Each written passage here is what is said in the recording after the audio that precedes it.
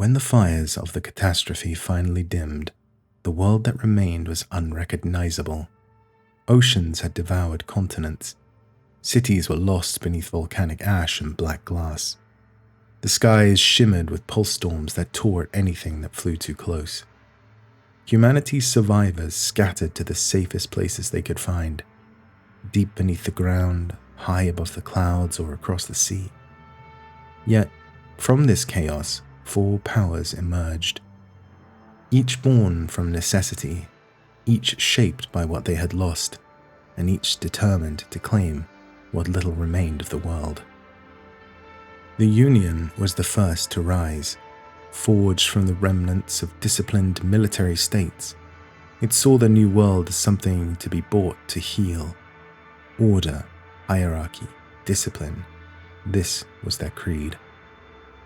They rebuilt old armies and turned them into the Union airborne forces, reclaiming lost lands and enforcing structure where none remained.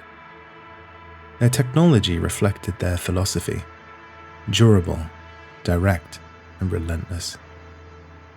The Valravan and Beowulf prototype families gave birth to the Falcon and Panther Strikers, swift recon units and shield-bearing brawlers designed for precision and dominance. Yet behind their clean uniforms and steel banners, the Union's perfectionism hid darker truths. Biotech programs created engineered luminaries, like Yone Fevre, whose body and mind were built to resist Corite exposure.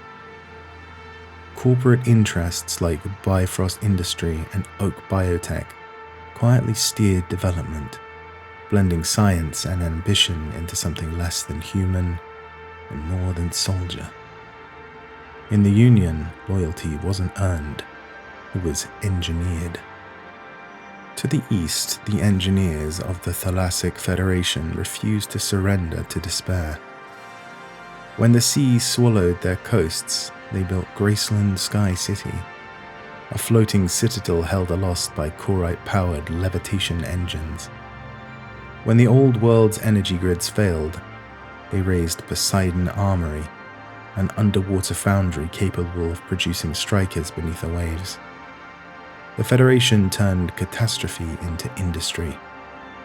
They pioneered the Dino line of strikers, evolving into Tricera and Stego, fortresses of steel bristling with stabilizers, guns, and rocket batteries. Yet, even among their marvels, danger brewed. Their Black Project cascade engine experiments gave rise to machines like Inferno, weapons so powerful they threatened to tear themselves apart. And when the Apostles called their Corite-based technology blasphemy, entire cities became battlegrounds for faith and progress. The Thalassic Federation didn't just rebuild, they challenged the gods. In the heartlands of the ruined continents, scattered city-states clawed their way out of the dust. They found unity not through might, but through necessity.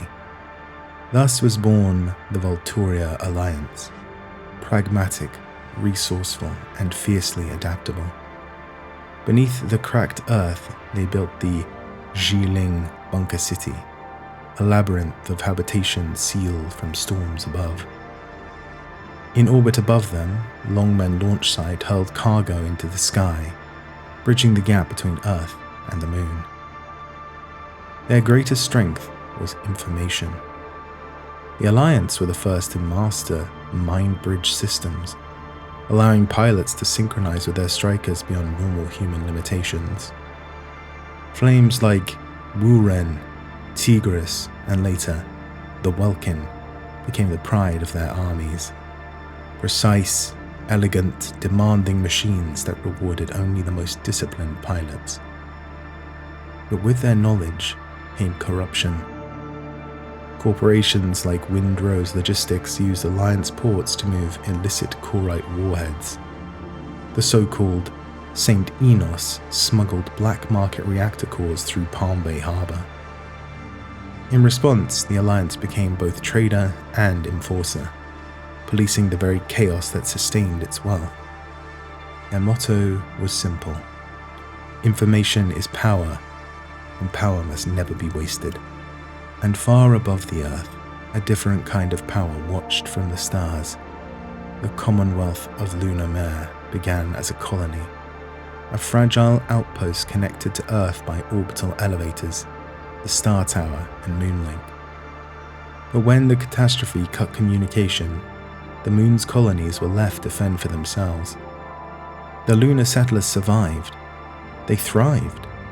And when contact was finally restored, they did not return. Instead, they declared independence. The Commonwealth became the first true nation beyond Earth.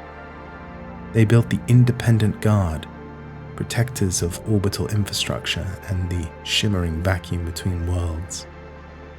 Strikers like Luminae were crafted not for conquest but for maintenance, using the same systems that repaired satellites to dismantle threats with surgical precision. Yet even among the stars, humanity wrought its shadows. The lunar underclass rose in rebellion as Thea, demanding equality. When crushed, they returned as Thea's vanguard, waging war upon the Commonwealth itself. It was a brutal reminder: no matter how far humanity climbs, it can never escape its own reflection.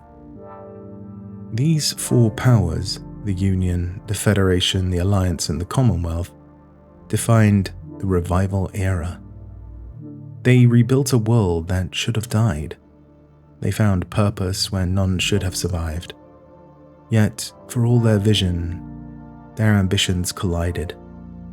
Across the circular sea, the Welkin turned battlefields to ash. In Misra, experiments with Mindbridge created weapons that could think faster than men. And in the vacuum between the stars, the Commonwealth watched, waiting. Humanity was alive again, but divided. And somewhere in that division, the seeds of the next war were already being sown. In their struggle to rebuild, these powers turned to corporations: Pyrogenesis, Maha Industries, Kalmia Heavy, and others to fuel their ambition.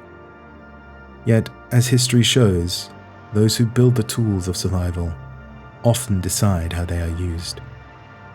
In the next chapter, we'll meet the corporations that turned Corite from a miracle into a weapon, and the pilots who would inherit their legacy.